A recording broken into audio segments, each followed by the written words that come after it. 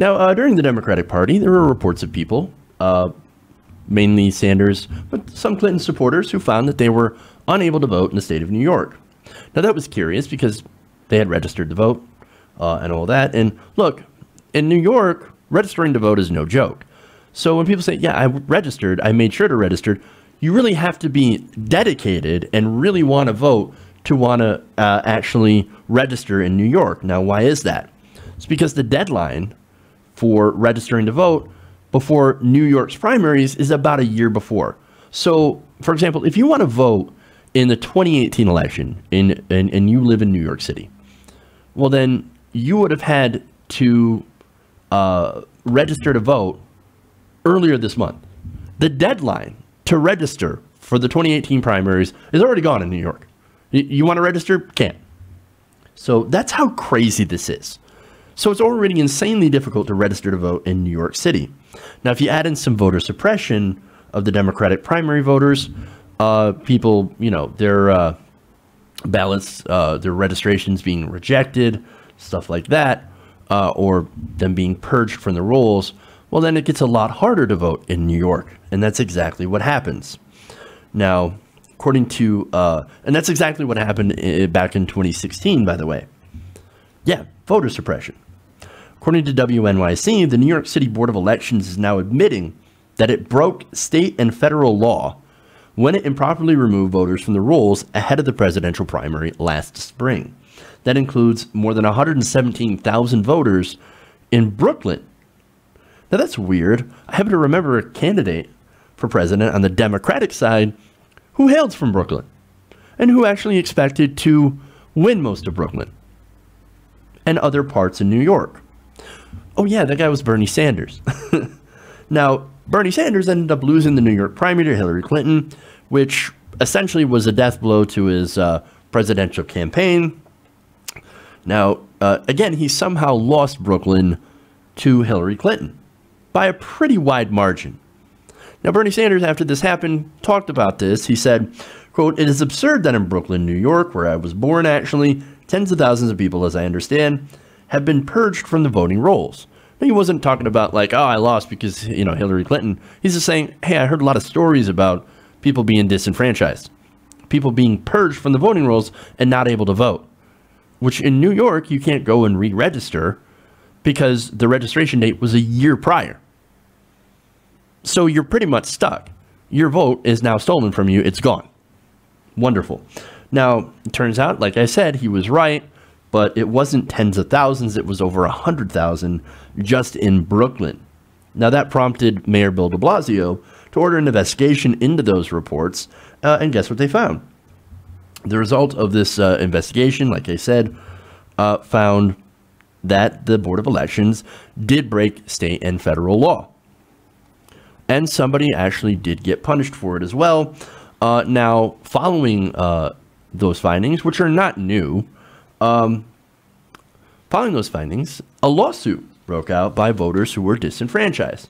Now, as part of their settlement, the board agreed to a series of remedial measures that would be in place at least through the next presidential election, November 2020, pending court approval.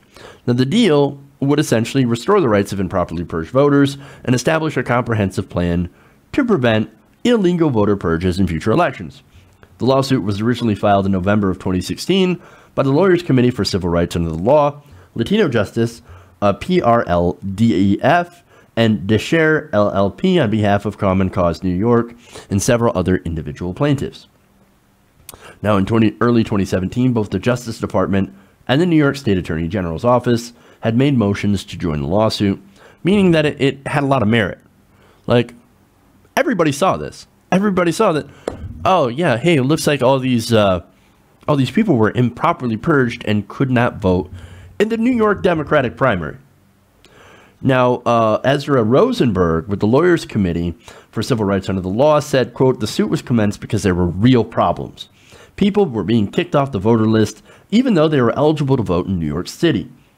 Now, what this was is this was a consent decree, okay? Now, their consent decree requires the board to submit a plan to fix how it manages voter rolls within the next 90 days. That includes documenting all the procedures associated with list maintenance and identifying specific staff at the central office and in the boroughs to oversee these functions. The board must also review every voter registration removed from its list dating back to July 1st, 2013, to identify any voter who was removed in violation of state and federal law. Those voters will be restored to the rolls unless their voter registration has already been updated. Now look, all that is super nice, but hey, it's a little late. Like, way late. Now, I'm not saying that, Bernie Sanders would have definitely won New York if they didn't have this purge. It's likely we'll never really know who really won. Yet they say Hillary Clinton, but with all these voter purges and all these people that were disenfranchised, again, you never really know. And look, to be honest, Sanders had a lot of going against him in New York. For one, Hillary Clinton was a senator. She was a two-term senator. She had a lot of contacts. She had a lot of friends. She had a lot of media on her side. And so she had a lot of advantages, not to mention the fact that you had to register a year in advance to even vote. And I think there are a lot of people, look, most people didn't know Bernie Sanders was even going to run or even had a chance by the time New York registration was over. So, again, there's a lot that went against Bernie Sanders. And look, they didn't have open primaries as well. Again, no same-day registration. So there were big, big problems. So yeah, I still think that Bernie Sanders had a pretty good chance of losing New York. But again, we'll never know. Now, what this does show you is that the establishment has a lot of tools at their disposal to keep populist, progressive, insurgent candidates from competing in a must-win state such as New York. Now, doing these changes that were outlined in this suit, they're great. The consent decree, wonderful. Make those changes, right? But really, if you're going to fix the system, we need to open up the primaries. We need to open up the primaries and institute either same-day registration or automatic voter registration so that everybody's registered. Now, we should do that if we really want to make the primaries fair and open for everyone. Now, that seems to be a big if for some in the establishment who do not want to make primaries fair and open, because that means that, oh, we can't rely on dirty tricks to push our establishment candidate through that is clearly unpopular. But it is my hope that this will lead to some changes, as well as pressure from the constituents and the voters. Having New York's deadline for registration for 2018 already passed is ridiculous. We have to do this. We have to change some things.